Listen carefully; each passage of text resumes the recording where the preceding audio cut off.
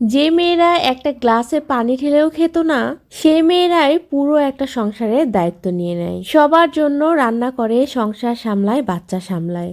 একটা মেয়ের ননির পুতুল থেকে পুরো একটা সংসারের দায়িত্ব কাঁধে নিয়ে পুরো সংসার সামলানোর গল্পটা এতটাও সহজ নয়।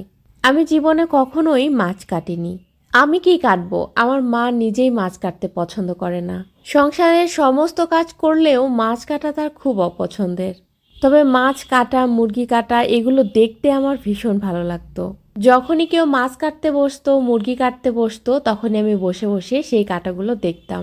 নিজে হাতে মাছ না কাটলেও মাছ কিভাবে কাটতে হয় সেটা কিন্তু আমি জানি। বিয়ের আগে বা ছোটবেলায় আমার মা আমাকে কোনো কাজ করায়নি এটা কখনোই বলবো না। যেটুকুই করিয়েছে কিনা তবে সব কিছু দেখিয়েছে। তাই জীবনে মাছ কাটার কোনো অভিজ্ঞতা না থাকলেও এতগুলো মাছ কেটে ধুয়ে পরিষ্কার করতে পেরেছি আলহামদুলিল্লাহ।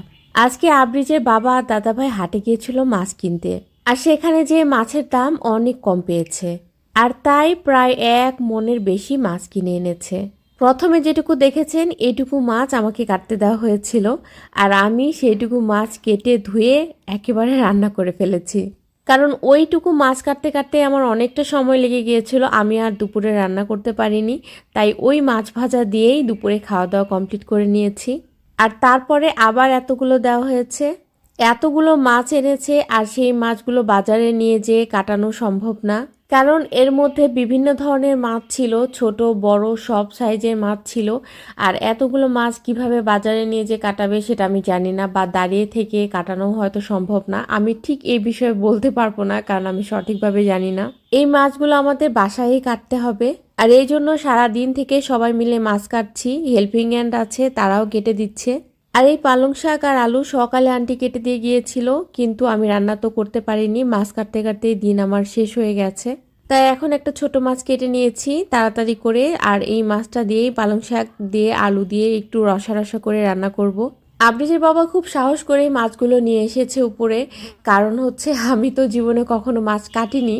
তো ও হয়তো ভাবছিল যে আমি হয়তো মাছ কাটতে পারবো না। তারপরেও দেখা যাক, দুইজন ট্রাই করে মাছ কিছুটা হলেও কেটে দিতে পারি কিনা। নিয়ে আসার পর দেখছিলাম ইউটিউব নিয়ে ঘাটাঘাটি করছে কিভাবে সহজে তাড়াতাড়ি মাছ কাটা যায়। আর আমি ওকে সহজ বুদ্ধি দিয়েছি, তুমি মাছের আঁশগুলো ছাড়িয়ে দাও আর বাকিটা আমি করে নিব। আর এই সময়টাতে তো আমার ভীষণ ঠান্ডাও লেগেছিল, সর্দিও লেগেছিল। আমি যখন মাছ কাটার রিল আপলোড করেছি তখন অনেকেই অনেক রকম কথা বলেছেন। আমি স্বামী নির্যাতন করছি, স্বামীকে দিয়ে মাছ কাটাচ্ছি। আসলে বিষয়টা এরকম ছিল না। আমরা দুইজন না, আমরা পুরো পরিবারের সবাই মিলে চেষ্টা করছিলাম মাছ কেটে ধুয়ে কোনো রকম ভাবে পরিষ্কার করে যাতে ফ্রিজে উঠাতে পারি।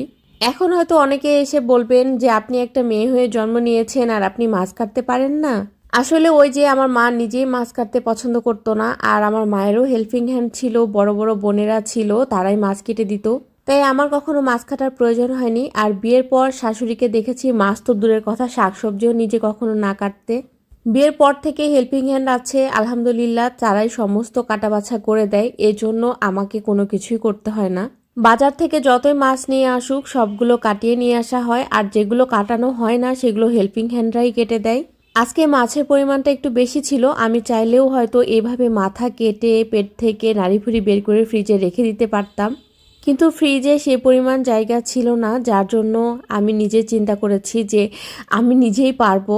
আবরিজের বাবা শুধু মাথাগুলো কেটে দিয়েছে, আর সবগুলো মাছের পিস আমিই করেছি। আর আমি কি কি কেটেছি কি কি করেছি সেগুলো ভিডিওতে নিতে পারিনি, কারণ হচ্ছে ভিডিও ম্যান তো আমি ছিলাম, আর হাতের যে অবস্থা সেখান থেকে ভিডিও নেওয়াটা এতটাও সহজ ছিল না। এই মাছগুলো কেটেও শেষ করেছি বলে শাশুড়ি আরও একটা পাঙ্গাস মাছ দিয়েছে যে তাহলে এটাও কেটে নাও। আমি যদি সবগুলো মাছ আপনাদের দেখাতাম তাহলে হয়তো বুঝতে পারতেন যে কতগুলো মাছ আনা হয়েছিল, কিন্তু থাকে না পারিবারিক কিছু সীমাবদ্ধতা, যার জন্য সেই ভিডিওগুলো আমি নিতে পারিনি বা নিইনি ইচ্ছা করেই। ফার্স্ট টাইম যে আমি এতগুলো মাছ কাটতে পারবো আমি নিজেও নিজের প্রতি এতটা কনফিডেন্স ছিল না। যাই হোক আলহামদুলিল্লাহ কেটে ধুয়ে শেষ করেছি।